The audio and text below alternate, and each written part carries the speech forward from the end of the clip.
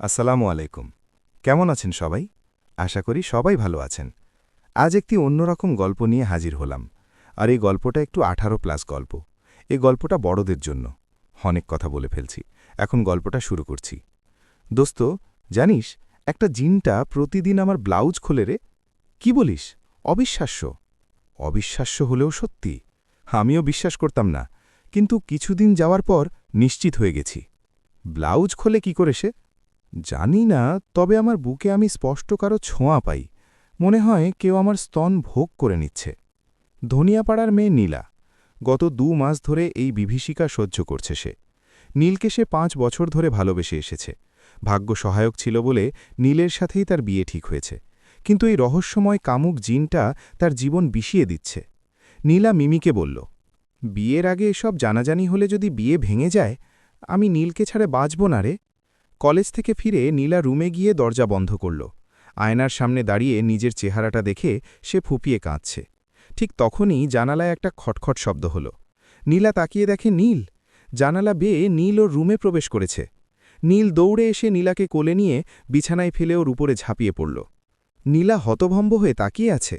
নীলের প্রথম স্পর্শ, নিঃশ্বাসের তাপ আর গায়ের গন্ধ পেয়ে নীলা যেখানে রোমাঞ্চিত হওয়ার কথা, সেখানে সে দেখল নীলের চোখে এক পৈশাচিক ক্ষুধা। নীল ওর কানে কানে বলল, কেমন দিলাম আমার সুন্দরী বউ? এরকম সারপ্রাইজ নিশ্চয়ই আশা করনি। নীলের সাথে তোর বিয়ে আমি হতে দেব না। নীলা লাফিয়ে উঠতেই দেখল রুমে কেউ নেই। নীল অদৃশ্য।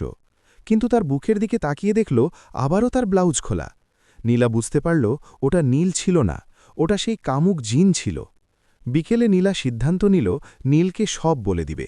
নীলের ছোট ভাই রাজুর মাধ্যমে নীলকে বাসার নিচে ডেকে পাঠাল সে। নীল আসতেই নীলা তাকে জড়িয়ে ধরে প্রথম থেকে শেষ অবধি সব বলল। নীল মন দিয়ে শুনে একটা অদ্ভুত হাসি দিয়ে বলল, জিনটাকে কখনো দেখেছ? দেখো তো, এমন কি না? বলেই নীল তার চেহারা বদলে ফেলল। টকটকে লাল দুটো চোখ আর কুচকুচে কালো চেহারা। নীলা ভয়ে পিছিয়ে যেতেই নীল অদৃশ্য হয়ে গেল। আবার দূরে গেটের কাছে নীলকে দেখা গেল। নীলা আর সহ্য করতে না পেরে নিজের রুমে দৌড়ে পালাল। মেহমানদের ধাক্কা দিয়ে সরিয়ে সে রুমে ঢুকে খিল আটকে দিল।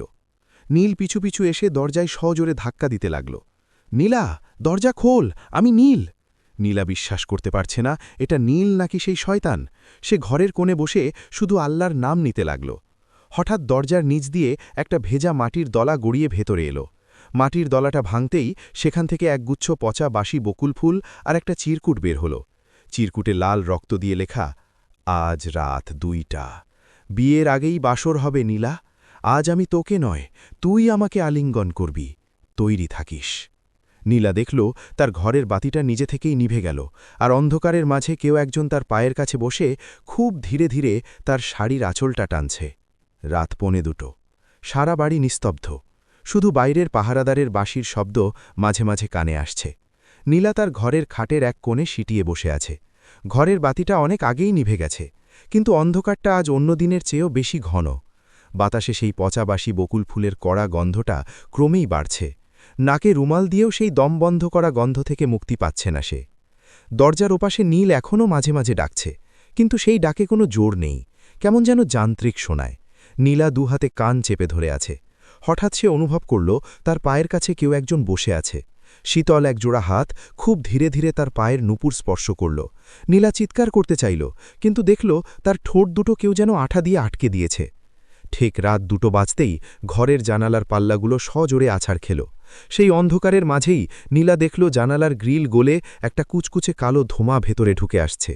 ধোঁয়াটা ধীরে ধীরে মানুষের আকার নিচ্ছে। সেই ধোঁয়ার মাঝ থেকে বের হয়ে এলো অবিকল নীলের অবয়ব, তবে তার গায়ে কোনো কাপড় নেই, শুধু গলায় একছোড়া রক্তমাখা বকুল ফুলের মালা। সেই অবয়বটি নীলার দিকে এগিয়ে এসে ফিসফিস করে বলল, কথা দিয়েছিলাম না নীলা, আজ তোমার ব্লাউজ আমি খুলব না, তুমি নিজেই আমার নেশায় পাগল হয়ে আমাকে আলিঙ্গন করবে। নীলা দেখল তার শরীরটা নিজের অজান্তেই সেই ছায়াটার দিকে এগিয়ে যাচ্ছে। এক অদ্ভুত সম্মোহনী শক্তি তাকে টেনে নিয়ে যাচ্ছে সেই পিশাচের বুকে।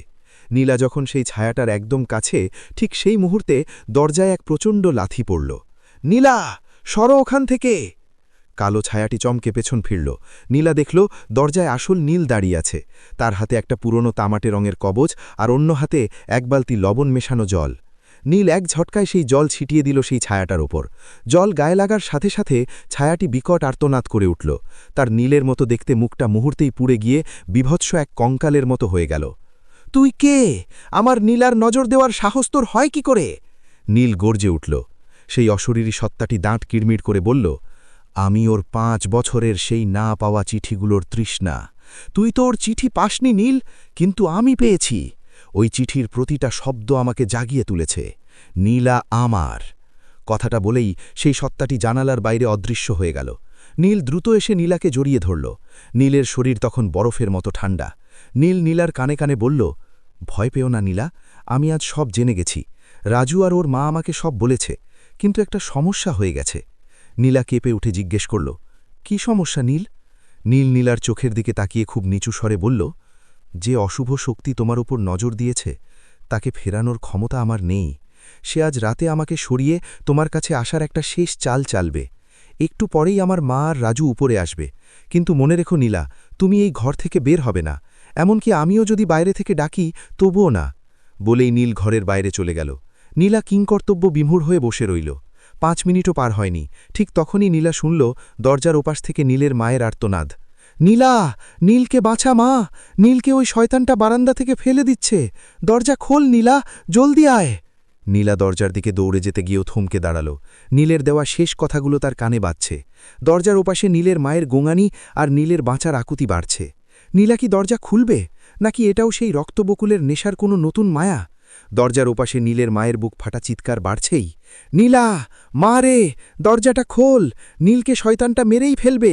ও যে বারান্দার রেলিংয়ে ঝুলে আছে। নীলার হাত দরজার খিলের উপর কাঁপছে। এক পাশে নীলের মায়ের আর্তনাদ, অন্য পাশে নীলের সেই শেষ সতর্ক, আমি ডাকলেও বের হবে না। নীলা দ্বিধায় পড়ে গেল। যদি সত্যিই নীল বিপদে পড়ে থাকে, যদি কার একটু দেরির জন্য নীলকে চিরতরে হারাতে হয়? নীলা আর থাকতে পারল না। সে সজোরে দরজার খিল খুলে বাইরে বেরিয়ে এলো। কিন্তু বাইরে আসতেই তার রক্ত হিম হয়ে গেল। করিডরে কোনো মানুষ নেই, এমনকি নীলের মাও নেই। পুরো বাড়িটা যেন এক অতল অন্ধকারে ডুবে আছে।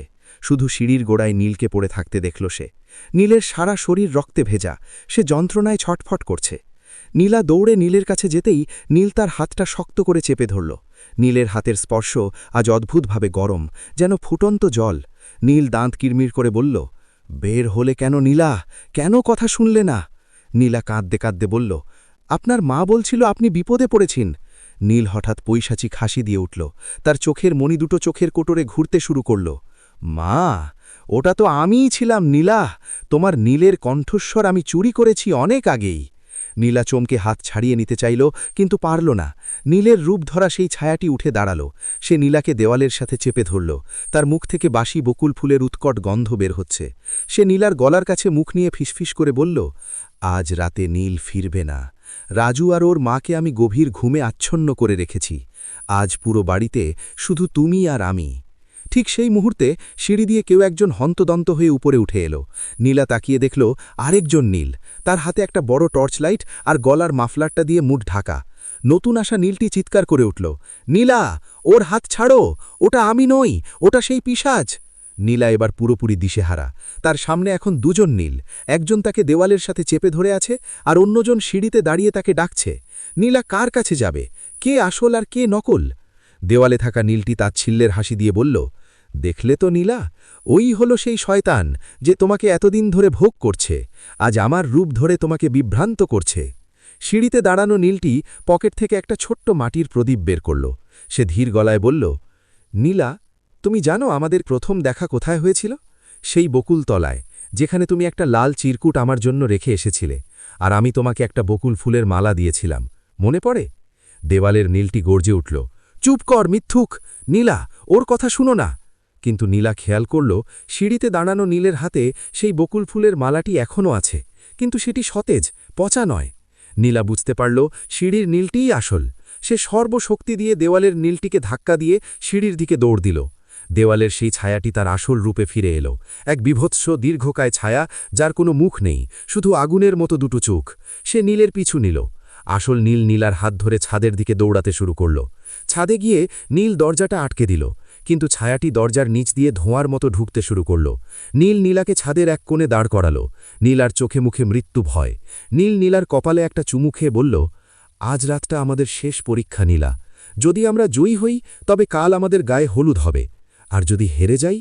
কথাটা শেষ হওয়ার আগেই ছায়াটি বিশাল আকার ধারণ করে তাদের সামনে এসে দাঁড়াল। সে নীলের দিকে আঙুল তুলে বলল, নীল, তুই ওকে বাঁচাতে পারবি না। ওর শরীরের প্রতিটা রক্তকণিকায় আমার নেশা মিশে আছে। ও চাইলেও আমাকে ছাড়তে পারবে না। নীল নীলার দিকে তাকিয়ে বলল, নীলা, আজ তোমাকে একটা কাজ করতে হবে। তোমার ওপর যে বকুল ফুলের নেশা কাজ করছে সেটা তোমাকে নিজের ইচ্ছায় ত্যাগ করতে হবে। পারবে তো? নীলা দেখল ছায়াটি তার দিকে হাত বাড়াচ্ছে। সেই হাত থেকে সুগন্ধি বকুল ফুলের ঘ্রাণ আসছে, যা নীলাকে মোহাবিষ্ট করে ফেলছে। নীলা কি সেই নেশা কাটিয়ে নীলের হাত ধরতে পারবে, নাকি সে ছায়াটার আলিঙ্গনে হারিয়ে যাবে? জানতে হলে পরবর্তী পর্বটা দেখুন। পরবর্তী পর্ব দেখতে চ্যানেলটা সাবস্ক্রাইব করে পাশে থাকুন। ধন্যবাদ বন্ধুরা, ভালো থাকবেন সবাই।